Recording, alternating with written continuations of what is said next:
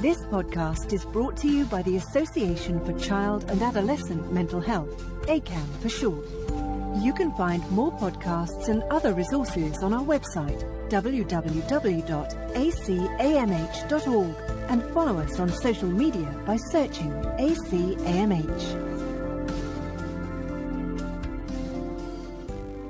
Hello and welcome to ADHD, A Young Person's Guide. This podcast series focuses on attention deficit hyperactivity disorders, referred to as ADHD, and is designed to help young people and their families.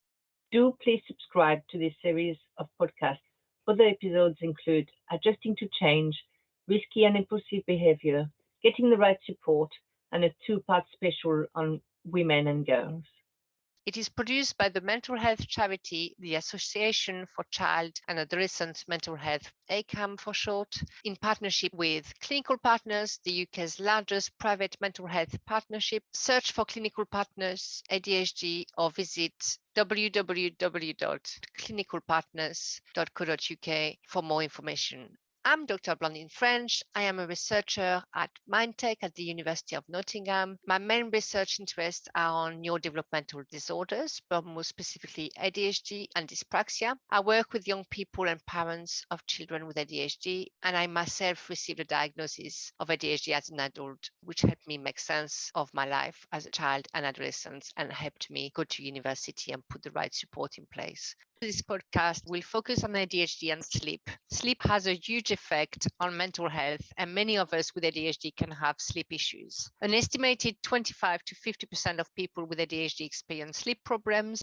ranging from difficulty falling asleep, waking up multiple times, through to insomnia. You might experience hyperfocus with racing thoughts and bursts of energy that makes it difficult to settle down for sleep, and it can lead to a disrupted sleep-wake schedule. Those of us with ADHD can experience being tired during the day as a result of poor sleep, whilst others experience restlessness, non-refreshing sleep with multiple awakenings. And this can affect cognitive function as well during the day. We'll be looking at some of these problems with tips, advice, and strategies that can help you and your family. And today I'm delighted to be joined by Emily El-Bahrawy and Helen Tracey to talk about sleep and ADHD. Emily, can you start with a brief introduction of who you are and what you do, please? I'm Emily, I'm 22 and I am currently taking a gap year, but I plan to study psychological and behavioural science. Brilliant, thank you. And Helen, could you give us a brief introduction of who you are and what you do? Hi, I'm Helen Tracey. I'm a sleep practitioner with Parenting Special Children, a charity based in Berkshire. And during this time, I've been involved in facilitating sleep courses for parents of children and young people, including teenagers, who have neurodiversity, including ADHD. I've also been involved in one-to-one sleep clinics with young people with neurodiversity, including ADHD. I did my training through Southampton University Sleep Disorder Service, and I've since undertaken further training with the sleep charity in Cerebra. I'm also a parent of a young adult. He has ADHD, autism, and anxiety. To start with, Helen, can you tell us a bit more about the connection between ADHD and sleep? Why is it such a problem? So the connection between sleep and ADHD is highly complex, and I would say that more research is needed to discover exactly why certain sleep disorders are associated with ADHD. But there is some evidence that the body's sleep-wake cycle, it's also known as the circadian or circadian rhythm, plays a really big role. Sleep-wake cycle essentially tells us when to go to sleep and when to wake up. This sleep cycle is delayed in some people with ADHD, so they're naturally more inclined to go to bed later and wake up later. There is some research linked to this that indicates that the production of melatonin, which is the hormone that helps to regulate our sleep-wake cycle, that this is delayed. The release of melatonin is delayed in those with ADHD, hence why there's this delay in settling to sleep. Emily, can you please tell us how is sleep affected by your ADHD? I think following on from what Helen said, a lot of it tends to be just never being able to get to sleep at the time where I need to be or where I want to be. I often end up staying up a lot later than I should do. It sort of ends up as a vicious cycle, because then I end up waking up quite early for whatever I have to do for the day, and so I haven't had enough sleep. And often that just exacerbates the difficulties I have because of ADHD. Like if I was already struggling to concentrate. I suppose in terms of actually getting to sleep in the evenings as well, I would say sometimes I find I have this kind of nervous energy, and I think that sort of energy seems to persist exactly when I don't want it to. That's probably quite a psychological thing, but yeah, it definitely just keeps me awake at the times where I don't want to be. Thank you, Emily. And it's quite interesting as well to see not just an issue with sleeping, is a knock-on effect it has the next day on your ADHD symptoms. And sleep deprivation and ADHD have got a lot in common. It's very similar symptoms. So it's really not a great mix at all. Yeah. Helen, I'm just thinking, is it just about sleep onset, or is there also an element of waking up through the night and unsettled sleep, poor quality sleep as well? I think beginning around puberty, young people with ADHD, they're more likely to experience either shorter sleep time, so have less sleep, problems falling asleep, staying asleep. They are also at higher risk, unfortunately, of developing a sleep disorder. And young people with ADHD often experience more restless sleep, including restless leg syndrome. According to the Sleep Foundation, 50% of adults with ADHD experience restless leg syndrome, which is where you have an overwhelming urge to move your legs. It can only be relieved by movement. And some young people have reported to me that it feels like they've got creepy crawlies going up and down their legs. But also young people with ADHD can struggle with waking up in the morning, often because they've struggled to settle to sleep, and intrusive sleep, where they lose interest in an activity. Their nervous system then disengages in search of something more interesting. Sometimes this disengagement is so abrupt that it can induce sudden extreme drowsiness, even to the point of falling asleep. So they're trying to contend with lots of different sleep issues. For many young people, part of the problem with having ADHD is that ability to switch off at the end of the day and allowing their minds and bodies to unwind and relax and then settle into sleep. And this is particularly difficult for people with ADHD.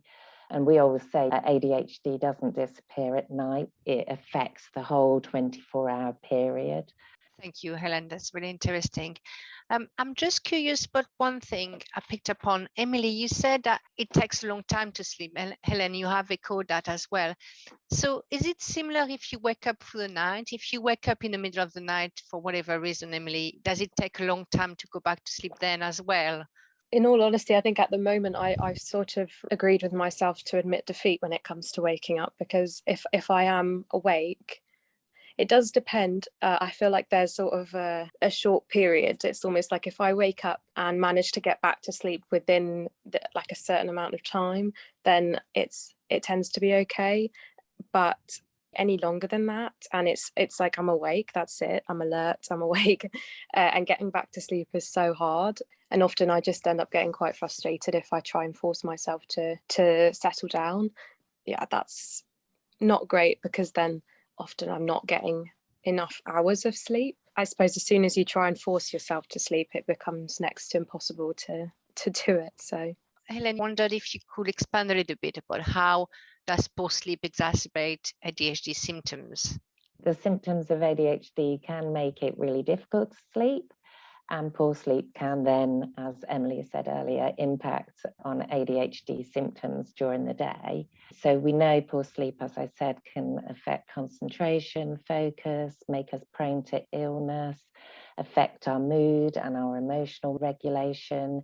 It can make us more irritable, more accident prone, and can present symptoms that are similar to ADHD. So if you have ADHD and you're sleep deprived, then it can just exacerbate all of these symptoms, making it incredibly difficult to fall asleep. You also touched, Blandine, about mental health, and there's lots of research that indicates that poor sleep can adversely affect mental health, and certainly we see quite a high number of young people who have ADHD but also struggle with their mental health. So they may have anxiety, they may have low mood or depression, and obviously that lack of sleep again exacerbates those difficulties.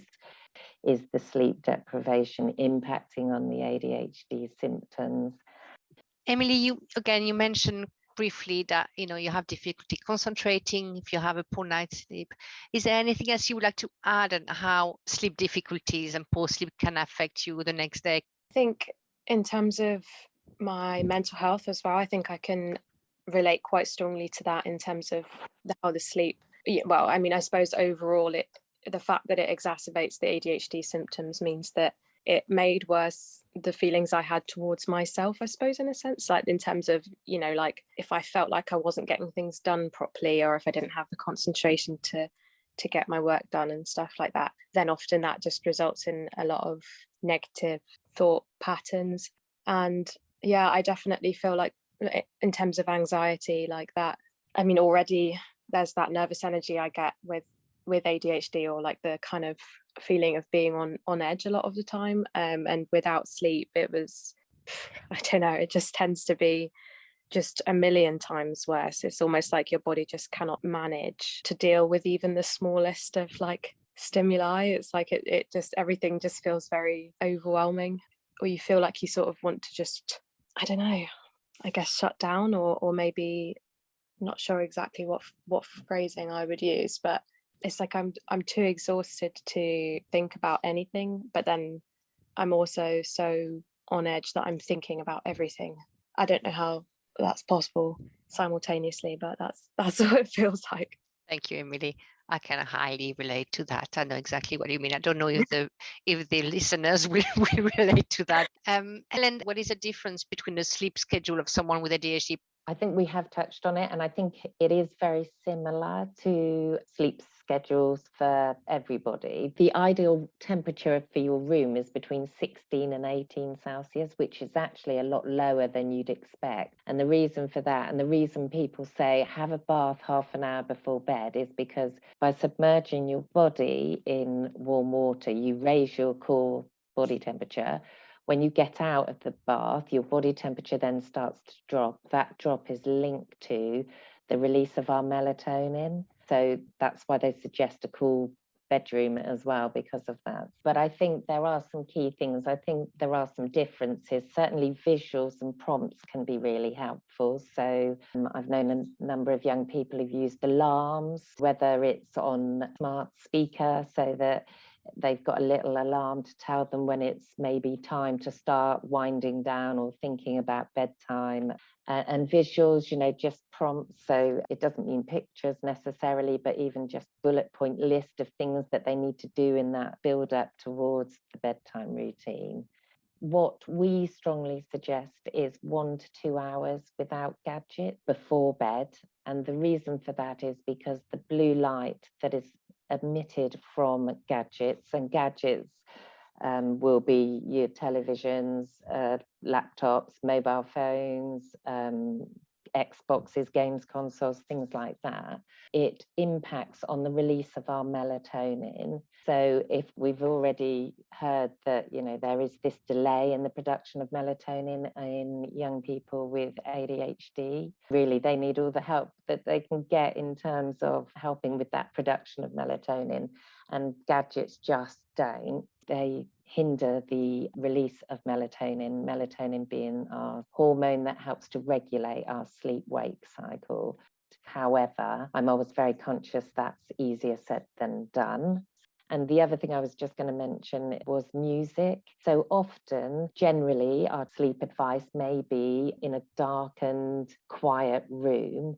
What I found with a lot of the young people who have ADHD that I've supported over the years, that doesn't work for them, because often it can become distracted by what is going on in the rest of the house. So what we've found that has worked in the past is music. So this is music, possibly on a Wi-Fi speaker or a Bluetooth speaker, because you don't want to, if you've got the gadget in the room, you may be distracted and want to go on it and read messages, etc. Get something that plays music for 8 to 12 hours. So I'm thinking YouTube or something like that, so that it's just playing on a loop. And the reason for that is, and I wanted to pick it up because of what Emily said earlier, so we all partially wake, perfectly typical, everybody does it. It says we're coming out of our one full sleep cycle going into another.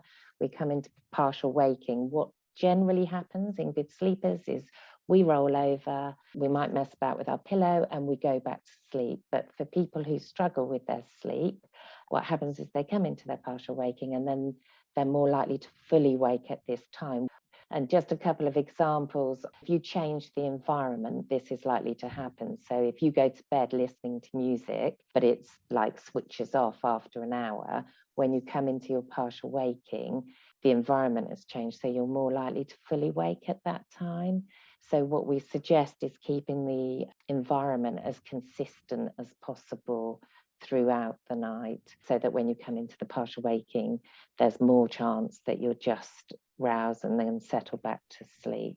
Thank you, Helen. And I'd like to add on that, as well as music, I mean, in a very similar way, I know a lot of the strategies that worked with adults is the white noise. So, whether it's a river or the rain or whatever, I know some people get distracted by the melody of music. It's just too distracting. But white noise is a bit more neutral and just a background noise that also works very well. Emily, have you got any things that work for you and you can help? I know for me, my sleep problems were a combination of obviously ADHD, which really explains why it started so early on. But I also experienced a lot of nightmares growing up as well. And I think that in itself is very difficult, because especially in that time when you wake up, if you wake up from a nightmare, occasionally you've got quite a lot of anxiety or adrenaline because of that sort of like stress, if it's a scary experience. And for me, in the evening, I find, if anything, then drinking a cup of coffee does not keep me awake. It actually makes me really quite tired, sort of acts as a stimulant, but then also it kind of, it lasts and then runs out a lot quicker than like natural stimulants in your body.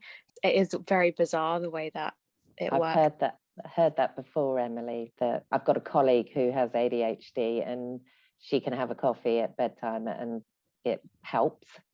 Like, whereas I'd be, I wouldn't sleep if I had coffee at bedtime. So I think obviously I still have issues, but that's more down to the fact that I really struggle with being more strict with myself when it comes to actually doing these things. But I do know that they help. And predominantly when you were talking about listening to things, I was thinking about ASMR, which isn't a hugely talked about topic as of yet, although it's, I mean, in terms of the online community, it's become phenomenally huge since I first discovered it when I was about 14.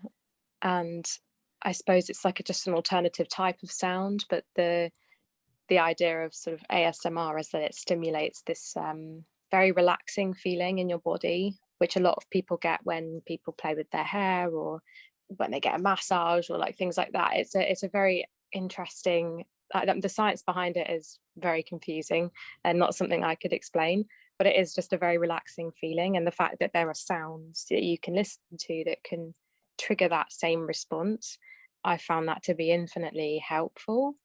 Often my challenge is purely just getting myself to lie down and listen to it. Thank you, Emily.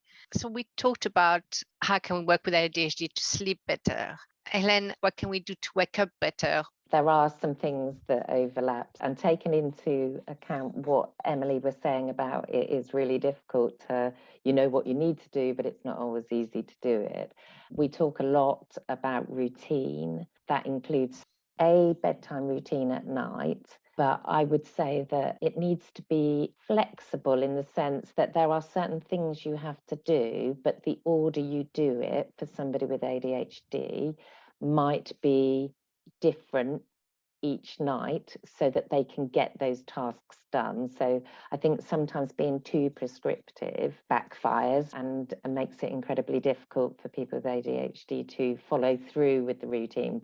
The other key thing is the wake up time. We know that young people and young adults with ADHD can really struggle to wake up. And the other piece of advice we give is to try and get up at the same time each day. If you're really struggling and you're trying to make changes to your sleep, that would include sort of weekends and holidays. Once you've sort of embedded a good routine and things have improved, it could be that you could have a short lie-in. The problem is we often see, and I've seen this, personally within my own household, they're up so early during the week that at the weekend they're so exhausted that they then stay in bed half the day. The problem with that is you then take away some of that sleep pressure, so the need to sleep at a particular time that following night. So we do try to suggest, routine is really important, and that waking up and going to sleep at the same time every day is really important.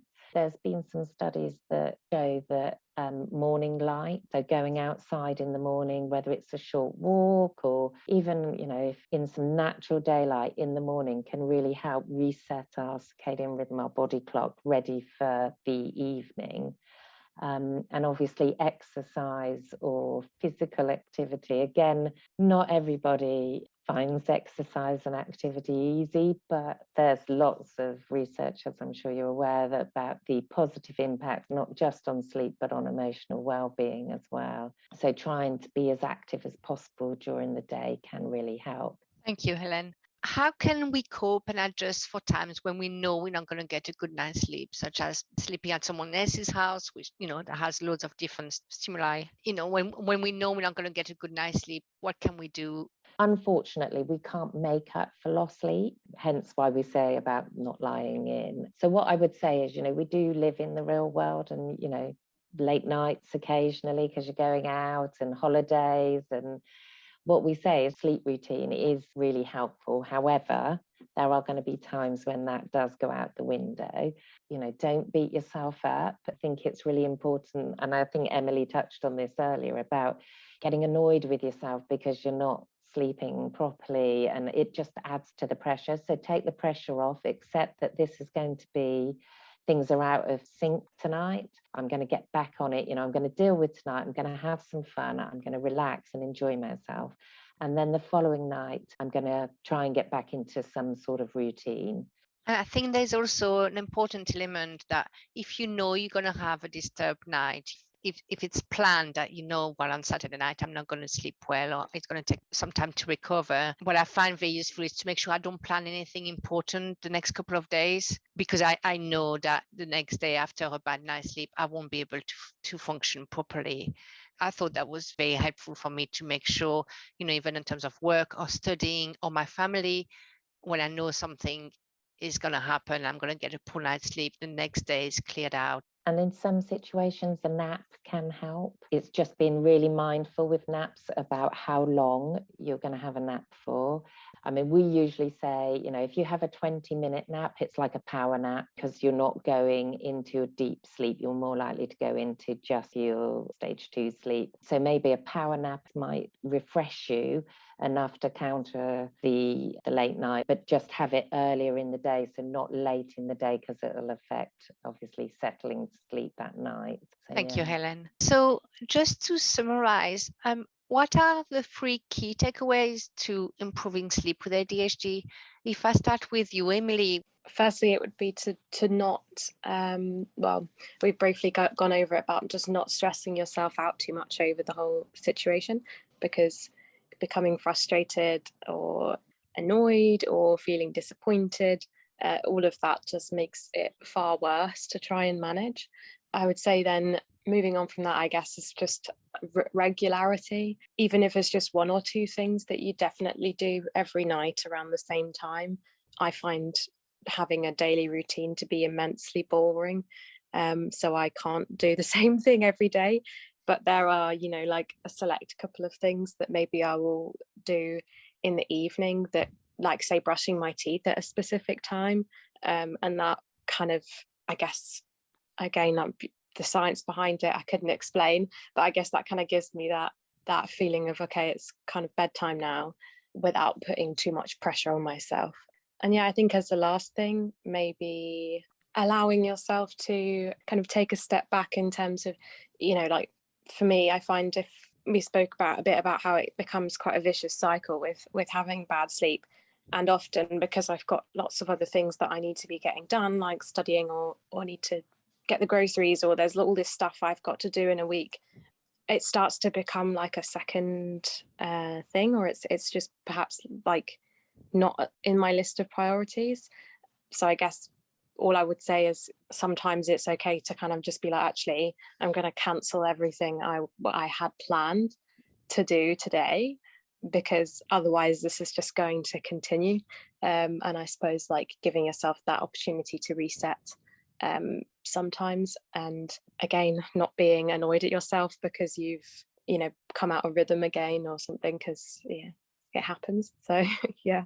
Helen, what are your key 3 messages? So I think, and I know this goes against what Emily said in some respects, so routine, but it is what I was trying to say about a flexible routine. I think there is a need for some level of routine, or and I think your teeth brushing is brilliant, because that is like a sleep association. So you associate brushing your teeth with going to bed. So at least some routine that works for you as an individual. My next one would be relaxation.